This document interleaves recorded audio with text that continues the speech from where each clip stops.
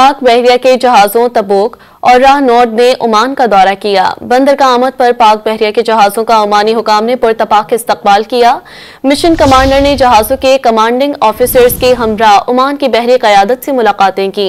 मुलाकातों के दौरान बाहमी दिलचस्पी के उमूर, मैरीटाइम सिक्योरिटी में ताउन और बहरी अफवाज के माबैन राबते पर तबादला ख्याल किया गया।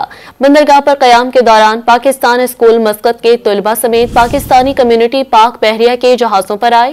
बादजा NS तबूक और रॉयल ओमान नेवी के जहाज अल शमीख के साथ बहरी मश्क में हिस्सा लिया। मिशन कमांडर ने जहाजों के कमांडिंग ऑफिसर्स के हमरा ओमान की बहरी क़यादत से मुलाकातें की।